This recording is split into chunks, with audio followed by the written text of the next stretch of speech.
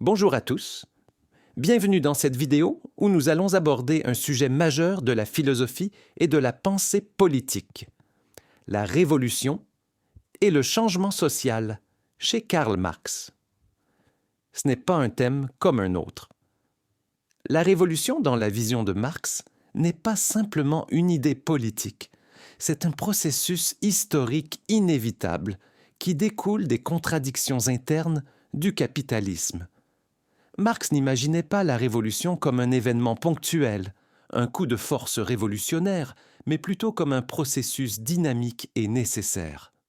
Aujourd'hui, je vais vous inviter à plonger avec moi dans les racines profondes de la pensée marxiste sur la révolution, à comprendre pourquoi Marx pensait que la révolte des classes opprimées était non seulement souhaitable, mais inévitable. Et pour cela, nous allons retracer ensemble son analyse du capitalisme, de ses contradictions et de son déclin inéluctable pour arriver à la fameuse révolution prolétarienne. Nous allons explorer ce sujet en détail. Si vous êtes prêts à tout découvrir sur la révolution marxiste, je vous conseille de vous installer confortablement et de bien vous préparer, car ce sujet est d'une profondeur incroyable et se déploie sur plusieurs niveaux. Première partie, les contradictions du capitalisme et l'inévitabilité du changement. Avant d'aborder directement le sujet de la révolution, il est fondamental de comprendre pourquoi, selon Marx, le capitalisme est un système qui doit être renversé. Pour Marx, le capitalisme, bien qu'il ait permis un immense développement productif, repose sur des contradictions internes qui rendent pour son effondrement inévitable. Le capitalisme est fondé sur l'exploitation de la classe ouvrière par la bourgeoisie, c'est-à-dire par ceux qui possèdent les moyens de production. Usines, terres, machines, capitaux. Les travailleurs, eux, ne possèdent là rien d'autre que leur force de travail qu'ils vendent contre un salaire. C'est là que se situe la première contradiction du système capitaliste. Le capitalisme fonctionne en exploitant cette classe ouvrière, en payant les travailleurs le moins possible pour maximiser les profits. Mais le problème, c'est que pour que ce système fonctionne, il faut bien que les ouvriers puissent acheter les produits qu'ils fabriquent.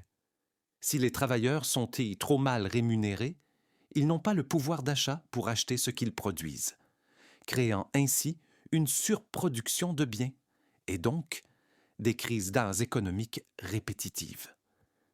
Ces crises sont au cœur du capitalisme. La recherche incessante de profit mène à la concentration des richesses entre les mains d'une petite élite, tandis que la grande majorité des gens s'appauvrissent. Et ce sont ces inégalités extrêmes qui créent les conditions d'une révolte.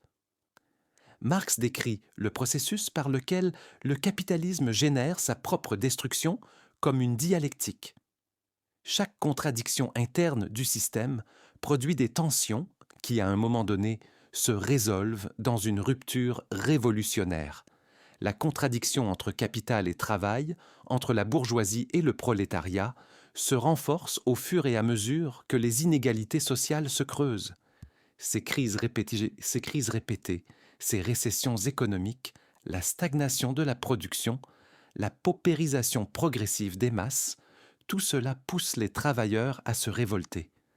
C'est cette dynamique que Marx théorise et qui conduit à l'émergence d'un mouvement révolutionnaire.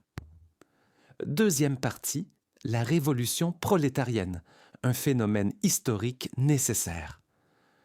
Maintenant que nous comprenons les contradictions fondamentales du capitalisme, intéressons-nous à la révolution elle-même. Pour Marx, la révolution n'est pas une option ou un choix moral. Elle doit se produire car c'est le seul moyen pour la classe ouvrière de sortir de sa condition d'exploitation.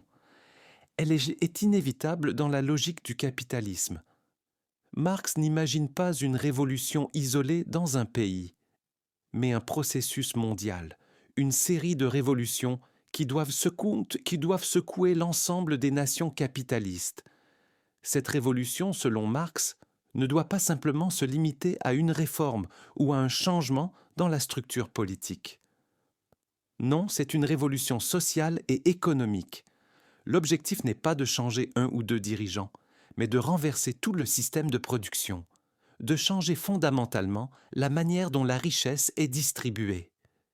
Et cela ne pourra se faire qu'en renversant la bourgeoisie et en prenant le contrôle des moyens de production.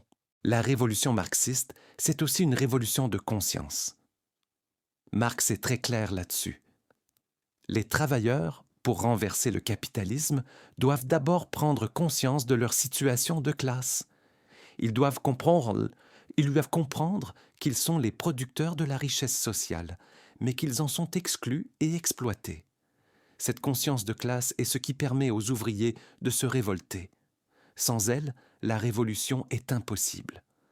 Marx parle alors de l'auto-émancipation des travailleurs, c'est-à-dire que ce n'est pas la bourgeoisie qui va leur donner des droits, mais ce sont eux-mêmes, par leur propre lutte, qui vont conquérir leur liberté. Dans cette optique, la révolution est non seulement un événement politique, mais un changement radical de la structure sociale. C'est une révolution qui touche à la base même des rapports sociaux. Le travail salarié, la division du travail, la hiérarchie sociale, tout cela doit être aboli. Le but est de créer une société sans classe, une société égalitaire, dans laquelle chacun pourra participer à la production et à la gestion de la société, sans être dominé par une élite. Troisième partie, la dictature du prolétariat et la transition vers le communisme. Une fois la bourgeoisie renversée, il reste à organiser la société. Et c'est là qu'intervient le concept de dictature du prolétariat. Ce terme, souvent mal compris, fait référence à la période transitoire qui suit la Révolution, où la classe ouvrière prend le pouvoir et organise la société.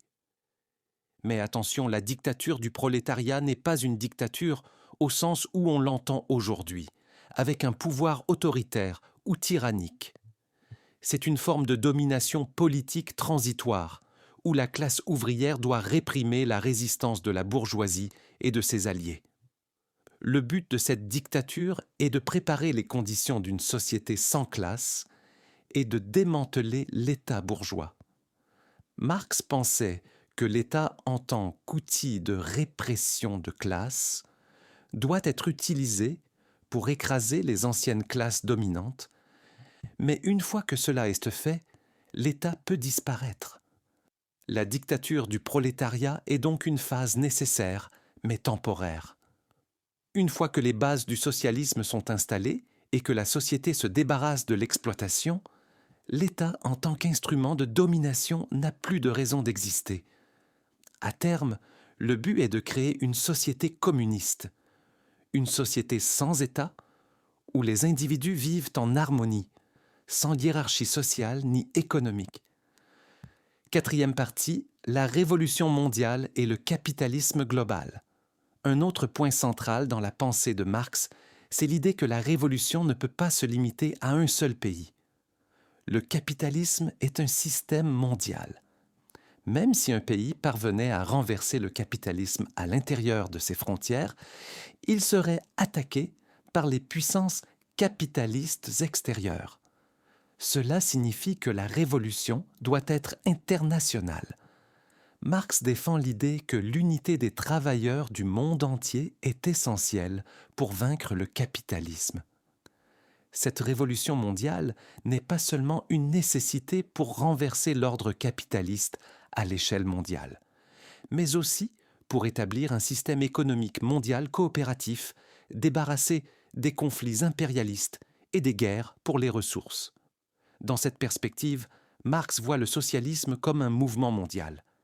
Les ouvriers doivent s'unir à l'échelle internationale pour créer une solidarité globale. Ainsi, à travers la Révolution, Marx ne voit pas un simple changement de régime, mais une transformation radicale de la société. Il ne s'agit pas seulement de renverser les riches, mais de changer l'ensemble des rapports sociaux, de produire une société totalement nouvelle, sans classe, sans État, et fondée sur des principes de solidarité, de coopération et d'égalité.